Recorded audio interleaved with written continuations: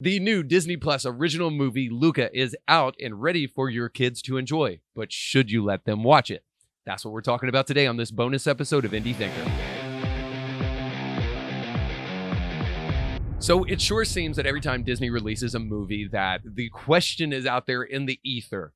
Is there an LGBTQIA plus character in the movie? And then there's speculation that verges on total insanity to maybe they have a point in the movie. And you would just think to yourself that if you're going to say that there is, then there maybe should be like a overt character that you don't have to guess about. But needless to say, this is often the conversation that surrounds some of the release of these movies, and that is certainly the case with Luca. So, as a parent, I wanted to kind of just like give you my impression. It's just one person's, kind of view of this movie. Whether you agree with it or not, you just decide for yourself. But at least this is my kind of takeaway from the movie for whatever it's worth to you guys. So, Luca is obviously well done. It looks beautiful.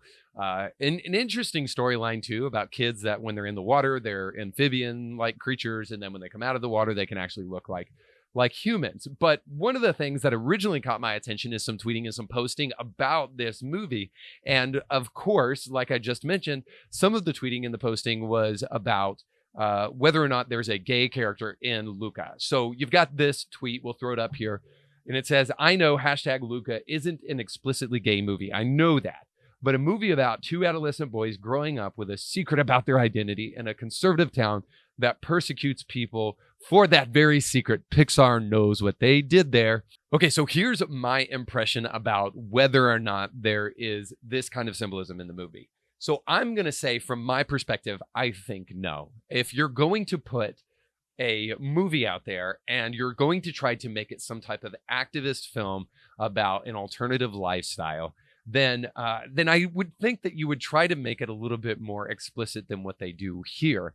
This seems to be the endless carousel of trying to figure out a way to turn something into something that it's not. Okay. So now I understand if you're looking for that when you watch this movie, you probably see it.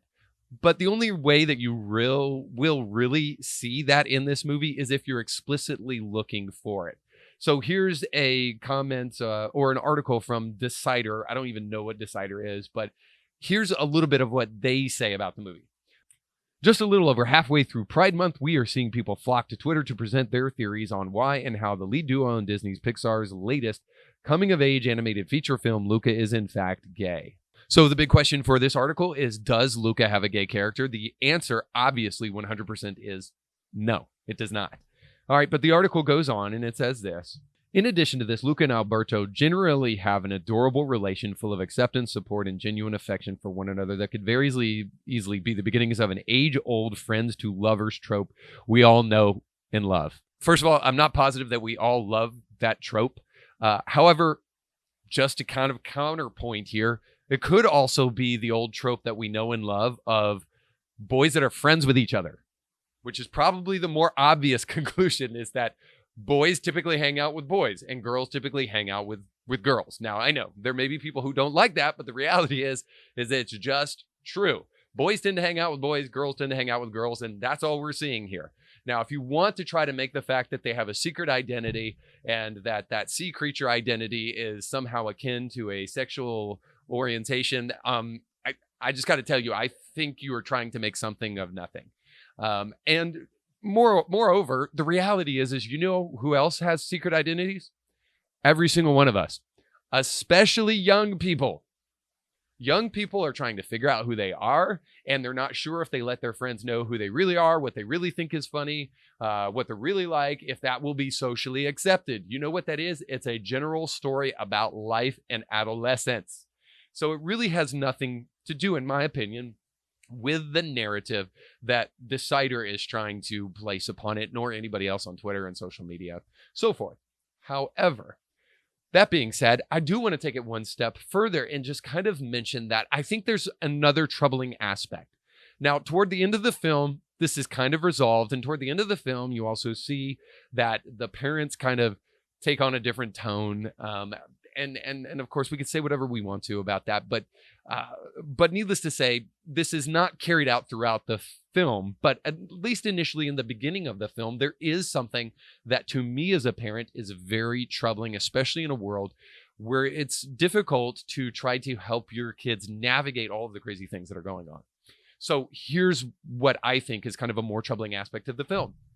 At the beginning of the film, the parents of this young boy, Luca, they're kind of portrayed as though they were evil. They're kind of portrayed as though they're the enemies of the film. Why? Because they won't let their son do what he wants to do.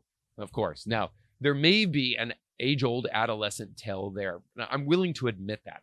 However, the film goes one step further than just suggesting that adolescents will be rebellious. The film goes far enough to say that the rebellion of these kids is actually tolerable, acceptable, and good because these kids know better than their parents. So the way that this is really portrayed is in a phrase that is repeated throughout the film by the two boys, Luca and his friend. And that phrase is Silencio Bruno. I know your problem. You got a Bruno in your head. A Bruno. Say, Silencio Bruno. Silencio Bruno. Louder. Silencio Bruno. Silencio Bruno. Silencio Bruno. Silencio Bruno. Can you still hear him? Nope, just you. Good. Now hang on. So the idea here is that the inner voice inside of you is called Bruno. It has a name.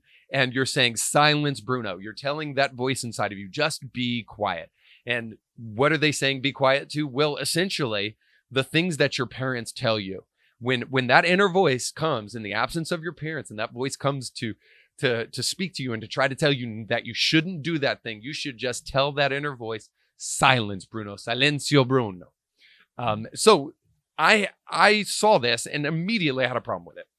And here's the problem that I have with it. We have a role as parents to try to help shape our kids and yes, even protect them. Now, of course, our kids, especially as they become teenagers, going to try to rebel against that stuff and have to figure out on their own that they should have been listening to their parents all along. Yes, but that is not the story of Luca.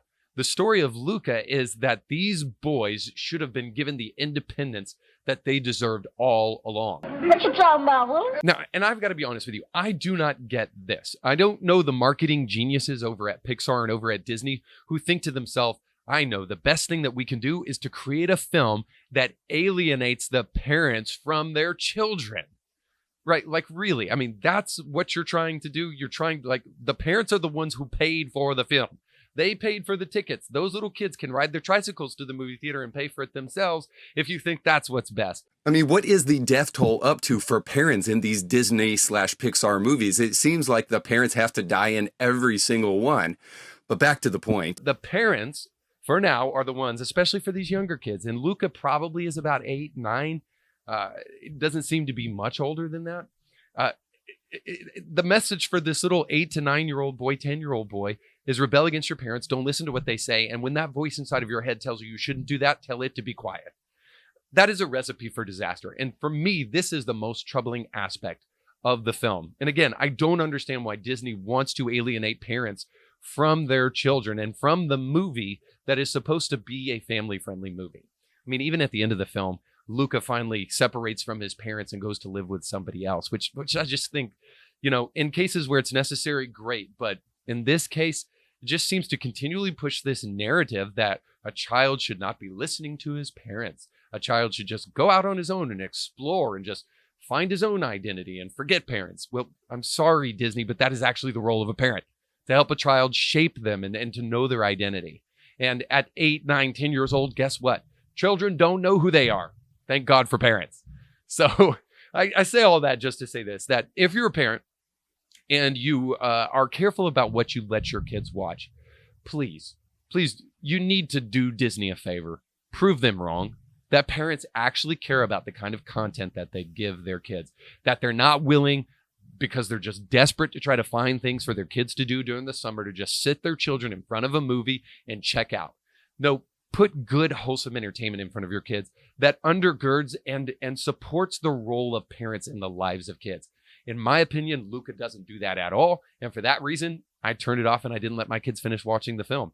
I want my kids to know that their dad and their mom take special pains and special effort to raise them to the best of their ability and to give them good, wise advice in how to live the most beneficial, sure, safe, but more importantly, the most beneficial and most productive life that they possibly can.